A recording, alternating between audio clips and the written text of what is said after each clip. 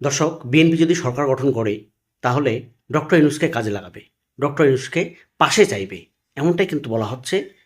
এই কথার পর অনেকেই ধারণা করে নিয়েছেন, অনেকে হয়তো মনে করছেন, আমি নিজেও মনে করছি যে যদি তাহলে বিএনপি ক্ষমতায় আসে, নির্বাচিত হয়ে আসে, তাহলে কি রাষ্ট্রপতি হওয়ার প্রস্তাব দেবে? এটা কিন্তু এখন জনমনে আলোচনা শুরু হয়েছে এই বিষয়টা নিয়েই। তো আমরা যদি দেখি বিএনপির স্থায়ী কমিটির সদস্য সালাউদ্দিন আহমেদ, তিনি কিন্তু ইতিমধ্যে বলেছেন সাংবাদিকদের যে ডক্টর ইউনূসের যে গুড ইমেজ, ভালো ইমেজ, ডক্টর ইউনূসের যে ইমেজ, সেই ইমেজকে কিন্তু বিএনপি কাজে লাগাবে যদি তারা ক্ষমতায় আসে। সেক্ষেত্রে ডক্টর ইউনূসের জনপ্রিয়তার অনেক অনেক বেশি। বাংলাদেশে এই মুহূর্তে বলেন বা গত কয়েক বছর ধরেই বলেন, বিশেষ করে নোবেল পুরস্কার পাওয়ার পর থেকে ডক্টর ইউনূসের যে আন্তর্জাতিকভাবে তিনি যেরকম সমাদৃত, তিনি যেরকম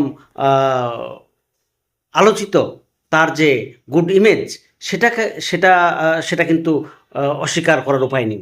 তো সেই জায়গায় এই ডক্টর ইউনূসকে যদি বিএনপি কাজে লাগাতে চায়, সেক্ষেত্রে কীভাবে কাজে লাগাবে?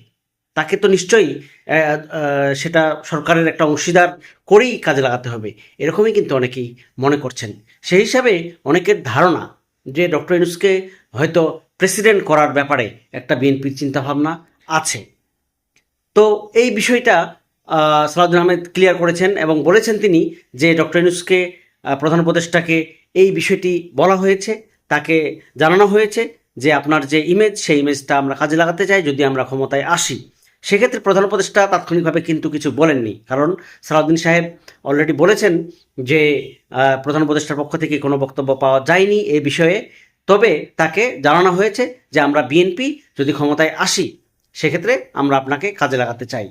আপনারা জানেন যে গতকালকে যখন বিএনপির চেয়ারম্যান বিএনপির ভারপ্রাপ্ত চেয়ারম্যান তারেক রহমান প্রধান উপদেষ্টার সাথে দেখা করলেন, কথা বললেন, শুরুতেই তিনি কিন্তু একটি দারুণ মেসেজ দিয়েছেন। মূলত আমি মনে করি সেটাই কিন্তু একটা টার্নিং পয়েন্ট ছিল।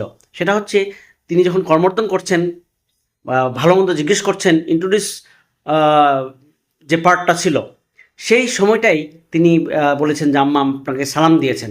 এই যে একটা, এটাই কিন্তু আসলে গুড, মানে মূল বিষয় বলে আমি মনে করি। এখানে একটা বড় ধরনের মেসেজ তিনি ড্রপ করেছেন, এটাই আমি মনে করি। তো সেই জায়গায় এই যে প্রায় 1.5 ঘন্টা 2 ঘন্টার একটা আলোচনা, প্রায় 1.5 ঘন্টার একটা আলোচনা, সেই আলোচনায় অনেকগুলো বিষয় চলে আসছে। তো সিদ্ধান্ত যেটা হয়েছে সেটা হচ্ছে যে এপ্রিলেও না এবং ডিসেম্বরেও না, হয়তো ফেব্রুয়ারির শুরুর দিকে একটি নির্বাচন হবে, যদি সব কিছু ঠিক থাকে। যদি সব কিছু ঠিক থাকে, যদি কিন্তু এখানে আছে, এটা বলে নেওয়া ভালো। সেই জায়গায় বিএনপির ভারপ্রাপ্ত চেয়ারম্যান তারেক রহমান কিন্তু এটা মেনে নিয়েছেন এবং তিনি আশা প্রকাশ করেছেন যে হয়তো আগামী ফেব্রুয়ারিতেই নির্বাচনটা অনুষ্ঠিত হবে সে জায়গায়, এবং একটি ভালো গ্রহণযোগ্য নির্বাচন হবে, এটাই তিনি আশা প্রকাশ করেছেন। তো সেটা দেখা যাক যে সামনে আসলে কি হয়। কারণ বিএনপি এরপরেই কিন্তু সাংবাদিকদের সাথে কথা বলেছেন সালাউদ্দিন আহমেদ বাংলাদেশে। তিনি এই মেসেজটি তখন দিয়েছেন যে প্রধান উপদেষ্টাকে জানানো হয়েছে যে আমরা যদি ক্ষমতায় আসি, বিএনপি যদি ক্ষমতায় আসে, তাহলে আপনাকে আমরা কাজে লাগাতে চাই, আপনাকে আমরা অংশীদার করতে চাই, এরকম। তো সেই জায়গা থেকে অনেকেই ধারণা করতেছেন এইটাই, আমি যেটা একটু আগে বললাম যে রাষ্ট্রপতি হিসেবে হয়তো তাকে অফার করবেন বিএনপি নেতারা, তাকে রাষ্ট্রপতি হিসেবেই বসাবেন, এমনটাই কিন্তু ধরে নেওয়া যায়। সেক্ষেত্রে বাংলাদেশের জন্য এটা একটা খুব ভালো, অবশ্যই একটা ভালো নিউজ, বা অবশ্যই ভালো বাংলাদেশের জন্য এটা মঙ্গল বয়ে আনবে। কারণ ডক্টর ইউনূসের মতো একজন মানুষ, সম্মানীয় মানুষ, তিনি যদি রাষ্ট্রপতি হিসাবে, বিএনপি যদি ক্ষমতায় আসে আর সেই ক্ষমতার অংশীদার হিসেবে যদি রাষ্ট্রপতি হিসেবে তিনি দায়িত্ব নেন, তাহলে বাংলাদেশের জন্য এটা সোনাই সোহাগা, বিএনপির জন্যও এটা একটা সোনাই সোহাগা।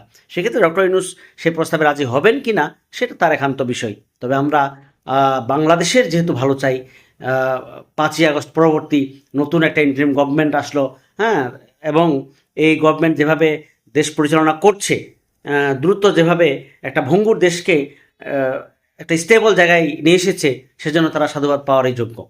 তো দর্শক, দেখা যাক সামনে কি হয়। এখন এ পর্যন্ত, আল্লাহ হাফেজ, আসসালামু আলাইকুম।